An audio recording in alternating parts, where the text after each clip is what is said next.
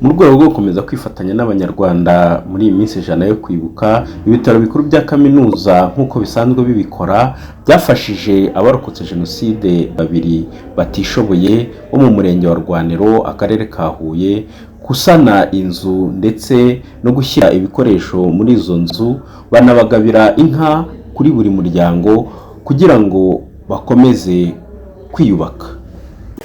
Ngira ngo turi mu minsi ijana yo kwibuka jenoside yakorewe abatutsi muri Mata 1994. Kwibuka rero ni inshingano z'abanyarwanda bose, by'umwihariko rero ku bitaro bya kaminuza bya Butare tugira ibikorwa nashyira mu byiciro bitatu, ariko by'umwihariko ari nabyo biri muri bimwe turi gutaha uyu munsi. Tugira igikorwa gisanzwe cyo kwibuka abari abakozi, abarwayi, abarwaza ndetse n'abari baraje baduhungiyeho mu bitaro bahasize ubuzima, ariko tukagira n'igikorwa nk'abakozi cyo gukora igikorwa gitandukanye n'icyo abaganga bari bashinzwe kuvura, ahubwo bambuye ubuzima bari bashinzwe kuvura. Twebwe tugakora igikorwa rero kigamije kongera guha icyizere cyo kubaho abarokotse jenoside yakorewe abatutsi batishoboye.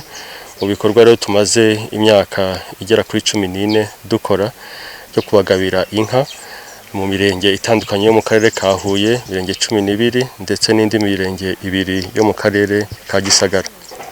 Uyu mwaka rero igikorwa cyakozwe, twasaniye amazu y'abarokotse jenoside yakorewe abatutsi kuko bari babaye ahantu hatameze neza, ariko tunabagabira n'inka nk'uko mwabibonye, nk'ikimenyetso cyo kugira ngo bongere bagire ubuzima bwiza, bongere batwaze, bongere bagarure ubuzima, ariko banafite ifumbire iva ku matungo, babona amata bakabaho neza, ariko banarara heza.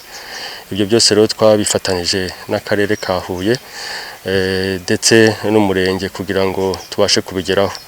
Iki gikorwa rero mubona hano ni imwe mu nzu ebyiri z'abaturage ba hano muri Rwaniro twubakiye, tunabagabira inka tubifashijwemo n'abakozi bose ba CHUB, bo bashira hamwe umusanzu ukavamo inkunga iza kubikora byose. Bwiza ubundi ni ubwirinda indwara. Kugira ngo umubiri rero wirinde indwara nuko wagombye kuba ufite ubuzima bwiza, imirire myiza. Itungo rero ni ikimenyetso cy'ubutunzi, kubera ko iyo umuntu afite itungo tuzi ko abona ifumbire, agahinga, akeza, ariko by'umwihariko inka akabona n'amata.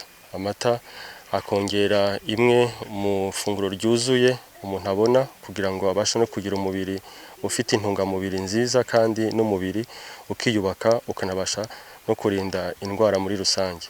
Ni ukuvuga ngo muri rusange tuba twifuriza ko uwo muntu yongera kugarura ubuzima, akagira akaba mu bandi banyarwanda, kugira ngo abashe no gutanga umusanzu wo kubaka igihugu.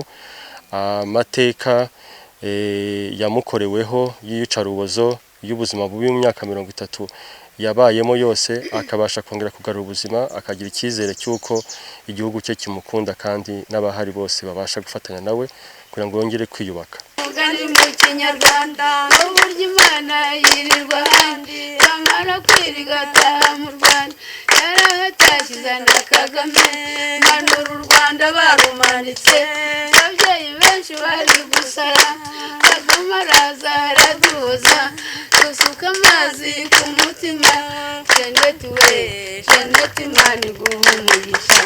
Haleluya, amen. Nabyo